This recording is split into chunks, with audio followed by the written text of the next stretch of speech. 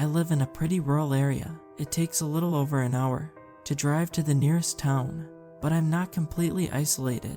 My good friend Rob and his wife, Irina, are a 10-minute walk from my house, and our friend Anton owns a farm that's a 20-minute walk down the road. I was talking with Anton at my house last night when Irina knocked on the door. She looked like she hadn't gotten much sleep in a while. Is everything alright? We asked her near simultaneously. Robbie's not well, I think.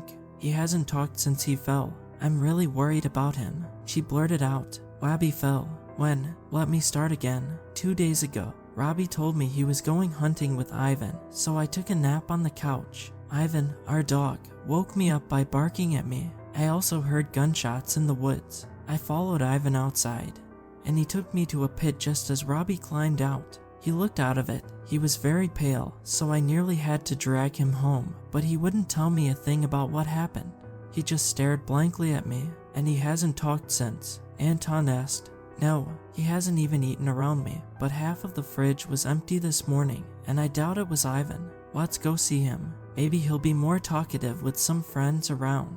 So we walked to his house, and he was sitting at the table exactly as Irina had described, staring blankly ahead, pale as a ghost. What's the matter, Rob? Irina says you haven't been talking much lately. I asked carefully, are you giving her the silent treatment to get on her nerves? Anton joked. Apparently you haven't eaten in a while. Now that'd be a first. Anton laughed and slapped Rob on the back when suddenly Rob leaned forward and started to retch. Oh crap, you all right there, Rob? Rob hacked out a large red bug onto the kitchen table. Then a dozen smaller red bugs crawled out of his mouth and down his face before suddenly he vomited a torrent of writhing red insects across his kitchen. Anton and I started yelling and stomping any bug that got close whilst Irina stood in horrified silence. A horde of smaller bugs began amassing directly in front of me, but I grabbed the kettle and emptied its contents onto the squirming mass. By now the vomiting had stopped,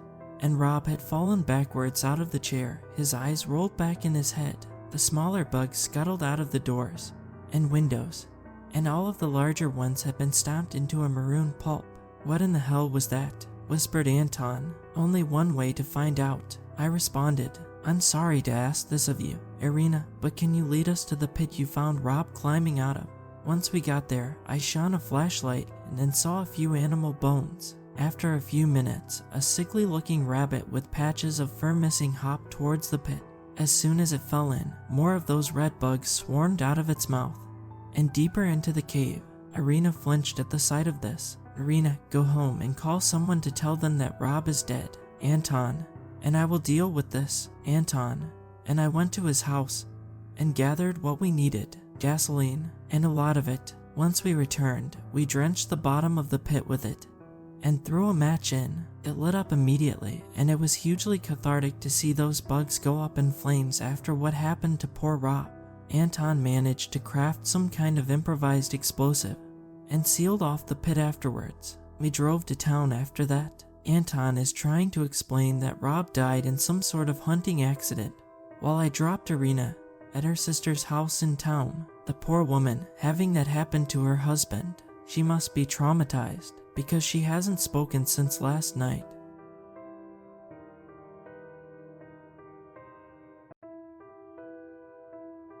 I assume you all know about the dark web. Everything you've heard about it is most likely true. After hearing the countless stories about what people find in this place, I let my curiosity get the better of me and started to do some digging of my own. I started my adventure into the dark web around a month ago. The process was relatively simple. I work in it, so I really had no trouble finding my way around the browser. After the many stories I've heard of the horrible consequences that people have faced after visiting this part of the internet, I made sure I covered all my tracks. I installed the highest rated VPN I could find, unplugged my webcam, and just in case the things I've heard about the people who visit these websites are true, I kept all the windows and doors around my home locked and enabled my security cameras. After seeing a large variety gore videos and case files about missing people and murders that were never solved, I eventually got bored. I wanted more. I started to venture deeper and deeper. After spending countless hours copying and pasting links breaking down firewalls act, I finally got what I wanted. The first page displayed an endless list of links. The first one was a step-by-step guide on how to prepare and eat a deceased human being. As I journeyed down the relentless list, each one gradually became more disturbing the further I went down. My adventure through this horrific site was about to come to an end, until a particular link caught my eye. The link consisted of a long line of a random collection of different characters I was planning on scrolling past, until I noticed the word live written in a small red font. It started off with black and white footage of a man walking around some sort woodland. After the first 5 minutes, nothing interesting was happening. The chat on the live stream was mainly quiet. Most of the viewers spoke a different language anyway. After 10 minutes of this strange man lurking around this property, he stumbled across a hedge. It was around 6 feet tall and reasonably neat. As he got closer, the feeling of realization came over me. This place started to become more familiar. After 30 seconds watching the streamer scramble through the hedge, I now knew where the footage was coming from: my back garden.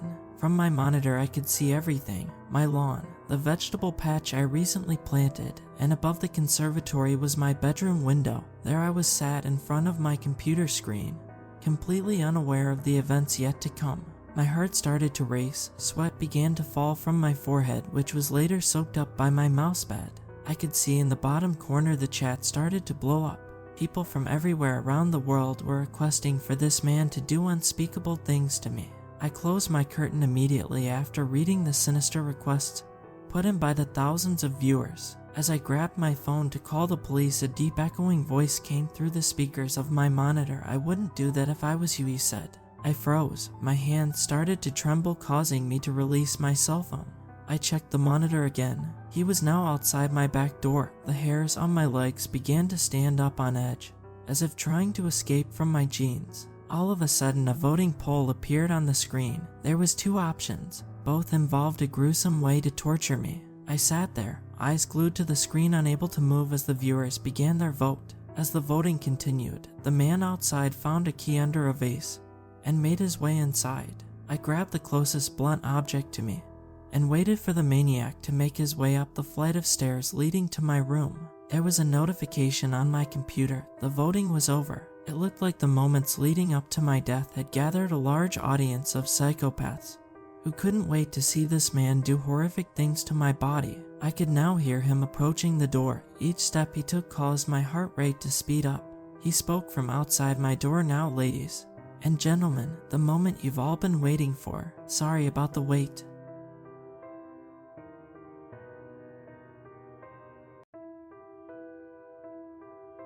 My wife, Antonia, disappeared on June 9th last year. She was supposed to be at home taking care of the kids while I was at work, but no, she wasn't home. I took care of the house and the kids without worrying about my job because I was given paid leave due to the sudden disappearance of my wife.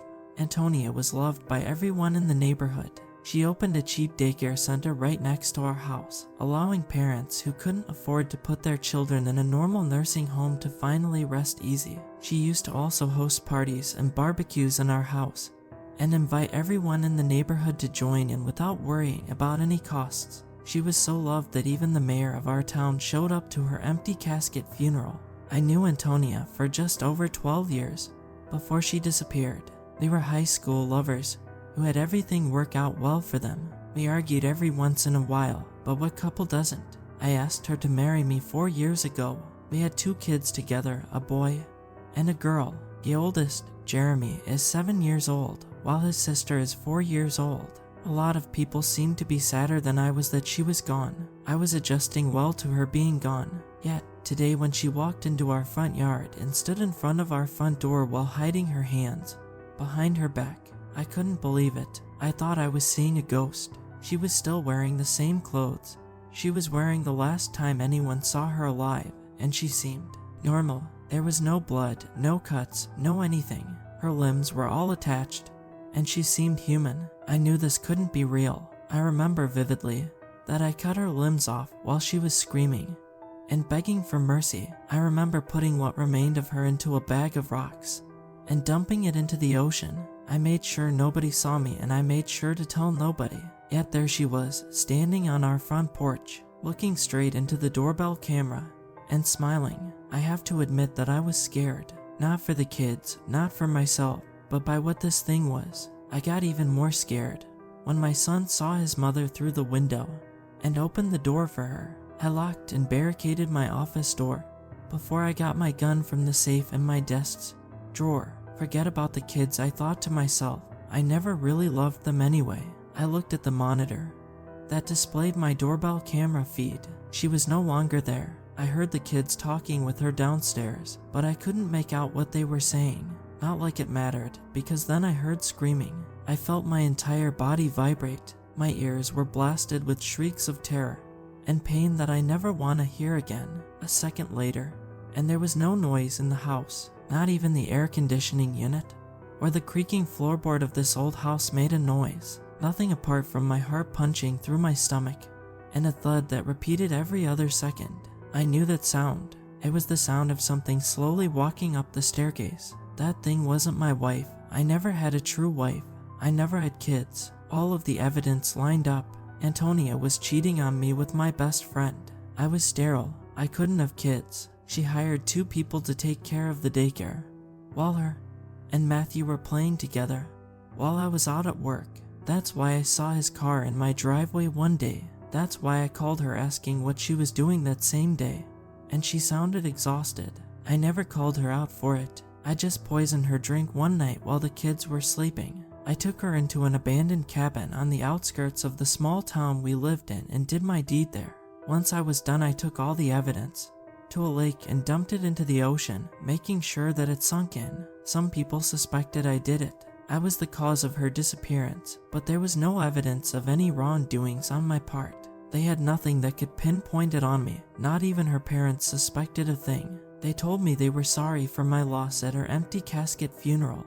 I kept in touch with them for a while before they both died in their sleep within a week of each other. They were good people, the only good involved in this story. I relived all of our memories together in my head. Our first date, our first kiss, our wedding. Everything was going well. We didn't even want kids. I don't know why she did it. Why did she betray me in such a way, especially with my best friend? I heard slamming on the door and felt the entire house shaking. I knew I didn't have time and had to act fast. But what could I do? I thought of calling the cops, but would they believe me if I tell them that my wife is back from the dead and trying to kill me? I could try and shoot it once it makes it past the doorway, but if cutting her into several pieces and dumping her into the ocean was not enough to kill her, several bullets will defiantly be of no help. I could fight it and try to knock it out and run out the door, but the entire house shakes every time it slams on the door. Even I couldn't do that with all of my strength. And even if I am successful, wouldn't it just find me again? I could jump through the window of my small office and make a run to my car, but wouldn't it be suspicious if I was in my pajamas driving out of state while my house had 2 dead kids in it? I thought of my last option. I had no chance of escaping without ruining my entire reputation or getting killed. At some point, the truth will come out. People will find out what really happened to Antonia. So why not finish the job myself? By the time you are reading this, I would have hopefully put a bullet in my brain.